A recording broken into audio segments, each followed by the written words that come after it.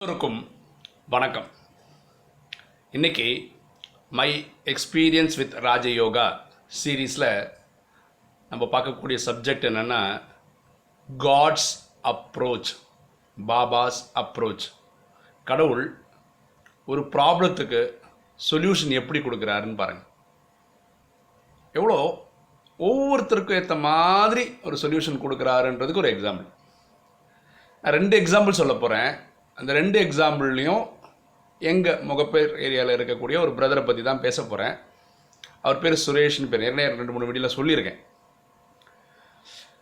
அவரை பற்றி ரொம்ப ஸ்பெஷலாக சொல்லணுன்னா, சகிப்புத்தன்மை இதுக்கு மார்க் கொடுக்கணுன்னா டாப் 10ல் இவர் பேர் கண்டிப்பாக இருக்கும். அவ்வளோ தங்கமான ஆத்மா. அவர் எவ்வளோ பெரிய சேவதாரின்னு சொன்னால், ஒரு சும்மா புரிஞ்சுக்கிறதுக்காக சொல்கிறேன். அவர் பண்ணுறது 100% சேவைன்னு வச்சுப்போம். நான் பண்ணுறது 10%, 15% தான். அவ்வளோ பெரிய சேவைதார். இன்றைக்கி முகப்பேர், பாடி, இங்கே நடக்கிற எல்லா சேவைக்கும் அவர் தான் என்ன சொல்கிறது, இன்ஸ்பிரேஷன், ஒரு சோர்ஸு. இவரை பற்றி தான் சொல்ல போகிறேன். ஓகேங்களா? இது பரமாத்மா எப்படி சொல்யூஷன் கொடுக்குறாருன்றதுக்கு ஒரு எக்ஸாம்பிள் சொல்கிறேன். நான் ஏற்கனவே சொல்லியிருக்கேன், நான் நிறைய ஸ்கூல்ஸு, காலேஜஸ் எல்லாம் போய் பரமாத்மா பற்றி இன்ட்ரடக்ஷன்லாம் கொடுக்கறதுக்கு முயற்சி பண்ணுறேன்னு. எங்கள் முகப்பேர் ஏரியாவில் நிறைய கவர்மெண்ட் ஸ்கூல்ஸ் இருக்குது. சந்துக்கு இருக்குது. எனக்கு ஆல்மோஸ்ட் அந்த ஏரியாவில் அவ்வளோ சந்து பந்தெல்லாம் போக தெரியாது. அப்போது நாங்கள் இதை முடிவு பண்ணுவோம். எனக்கு கூட்டின்னு போகிறது இந்த சுரேஷ் பிரதர் தான். பேசுகிறதெல்லாம் நான் பேசுவேன். ஒரு நாள் பயங்கர ஆர்வம், நான் ஃப்ரீயாக இருக்கேன். அதனால் பிரதர்கிட்ட சொன்னேன், பிரதர் நீங்கள் இன்றைக்கி ஸ்கூலுக்கெல்லாம் போகலாமா, நான் போய் பேச தயாராக இருக்கேன். ஒரு 5-6 ஸ்கூலுக்கு போய் பரமாத்மா பற்றி அறிமுகம் கொடுத்தா நல்லாயிருக்கும்னு. அன்றைக்கி அவர் கொஞ்சம் பிஸி. அதனால் சொன்னேன், இன்றைக்கி முடியாது பிரதர், நாளைக்கு பார்த்துக்கலாம் அப்படின்னு சொல்லிட்டார். எனக்கு கொஞ்சம் வருத்தம், நீ ஃப்ரீயாக இருக்கோம் பண்ணியிருக்கலாமே அப்படின்னு. அன்றைக்கி நான் வாணி படிக்கிறேன். அவரும் உட்காந்து கேட்குறார். வாணியில் அன்றைக்கி பரமாத்மா நிறைய விஷயங்கள் சொன்னார். ஒரு இடத்துல இப்படி சொல்கிறார், சில குழந்தைகள் சேவையில் பயங்கர ஆர்வம் வச்சுருக்காங்க, சேவை பண்ண துடிக்கிறாங்க. சில குழந்தைகள் அந்த சேவையை நிறைவேற்றாமல், உதவி செய்யாமல் நிறுத்திடுறாங்க. புரியுங்களா? எப்படி வருதுன்னு பாருங்களேன். வாணி படித்து முடிச்சாச்சு. உடனே சுரேஷ் பிரதர், இன்றைக்கி நான் வேலைக்கே போகல பிரதர், உங்கள் கூட வரேன், எல்லா ஸ்கூலுக்கும் போகிறேன், நம்ம போய் பார்க்குறோம். புரியுதுங்களா? பரமாத்மா இங்கே யாரையுமே மட்டும் தட்டல. ஓகே, ரொம்ப சிம்பிளாக அது சேவை செய்ய ஆர்வம் காட்டுறவங்களையும் சொல்கிறாரு, காட்டாமல் தடுக்கிறவங்கள பற்றியும் சொல்கிறாரு. ஆனால் நான் சுக்கா சொல்கிறேன், யாரையும் காயப்படுத்துறதே இல்லை. அன்றைக்கி நாங்கள் 2 பேரும் ஒரு 5-6 ஸ்கூலுக்கு போனோம், பேசினோம், இதெல்லாம் நடந்தது. இது ஒரு சம்பவம். 2வது சம்பவம், இதை இவரை இன்வால்வ் பண்ணி தான். எங்களுக்கு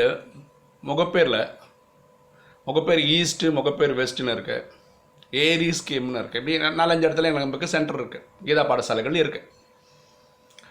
அன்னைக்கு நடந்த சம்பவம் சொல்கிறேன். ரீகன்னு ஒரு தம்பி இருக்கான்.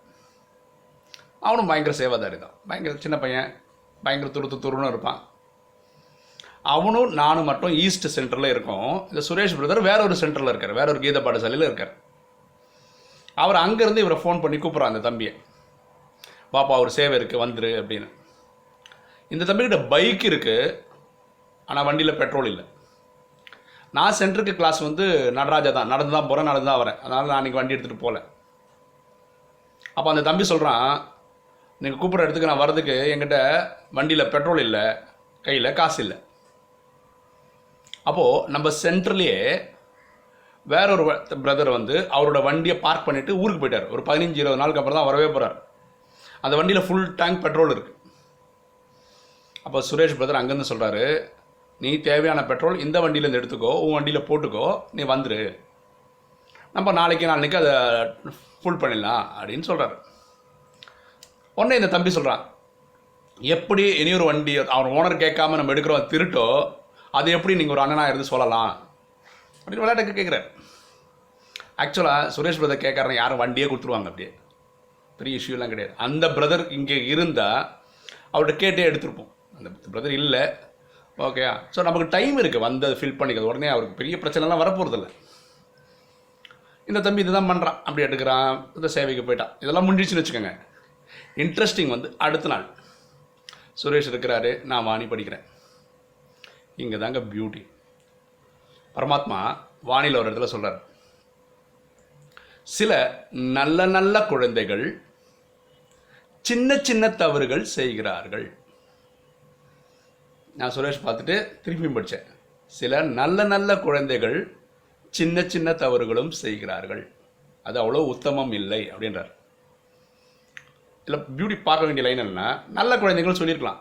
நான் சொல்கிறது அப்படி இல்லை, நல்ல நல்ல குழந்தைகள். ஏன்னா இவர் சாதாரண ஆள் கிடையாது, ரொம்ப நல்லவர். பார்த்தா பேசினே இருக்கலாம்னு தோணும், அவ்வளோ இனிமையானவர்.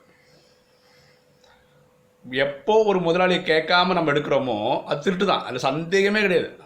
வேறு வழியில் அவருக்கு சேவை நடக்கணும், அவர்கிட்ட பெட்ரோல் இல்லை, அவர் போடுறதுக்கு காசு இல்லை, கேஷ் கேட்கறதுக்கு அங்கே போனிட்டு வரணும்னா அது டைம் வேஸ்ட்டு. அதனால இப்படி பண்ணியிருக்காரு, அவ்வளோதான். எண்ணெல்லாம் அவர்தில் எடுக்கணும், திருடணும், அதெல்லாம் கிடையவே கிடையாது. ஆனாலும் பண்ணது தப்பு தான். பரமாத்மா ரொம்ப கிளியராக இருக்கு பாருங்க, பண்ண தப்பு தான்றது கிளியராக ஜஸ்டிஃபை பண்ணுறாரு.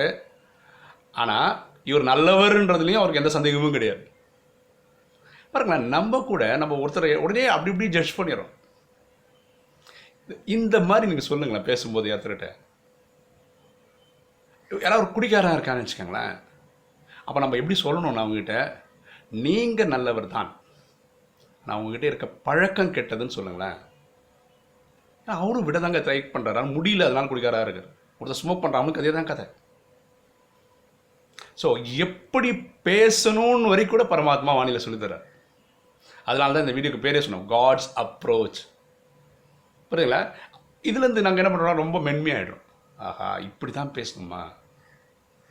உடனே அன்றைக்கி நடந்து முடிஞ்சோடனே சுரேஷ் பிரதர் போயிட்டு உடனே கொஞ்சம் 10 நிமிஷம் 20 நிமிஷம் யோகாலாம் பண்ணிட்டு தான் வராரு. உடனே வண்டியை டாப் அப் பண்ண அதெல்லாம் பண்ணிட்டார், அதெல்லாம் அன்றைக்கே பண்ணிட்டார். புரியுதுங்களா? ஸோ உங்களுக்கு ஏதாவது கஷ்டம், உங்களுக்கு ஏதாவது உதவி தேவைன்னா இந்த மனிதர்களை கேட்குறத விடுங்க, நேராக பரமாத்மாவை கனெக்ட் பண்ணுங்க, உங்கள் பிரச்சனையை சொல்லுங்கள், அவர் உங்களுக்கு சொல்யூஷன் கொடுத்துருவார். இல்லை இந்த யஜ்ஞத்தில் இருக்கக்கூடிய சகோதர சகோதரிகளை கேளுங்க, ஏன்னா அவங்க அனுபவத்தின் பேரில் சொல்லுவாங்க. ஆனால் இது பெஸ்ட் ஆளுன்னா அப்பா தான். புரியுங்களா? எனக்கு இது சின்ன சின்ன விஷயங்களாக இருக்கலாம், ஆனால் அதுலேருந்து வரக்கூடிய நாலேஜ் ரொம்ப ரொம்ப பெருசு. புரியுதுங்களா? ஓகே, இப்போ இனி ஒரு சந்தோஷமான விஷயம் என்னென்னா, இப்போ எப்படி நம்ம யூடியூப் வீடியோஸ் கிளியராக மக்களுக்கு சர்ச்சில் தெரியுதோ, இப்போ ஃபேஸ்புக்கில் போயிட்டு யாராவது சர்ச் பண்ணுறாங்கன்னு வச்சுக்கோங்க, ஹேஷ்டேக் ராஜயோகா, ராஜயோகா தமிழ், பிரம்மகுமாரிஸ் தமிழ், ராஜயோகா மெடிடேஷன், இப்படிலாம் போட்டு சர்ச் பண்ணால் நம்ம வீடியோஸ் எல்லாம் தெரியுது. இந்த ஹேஷ்டேக் போட்டிங்கன்னா தெரியும்.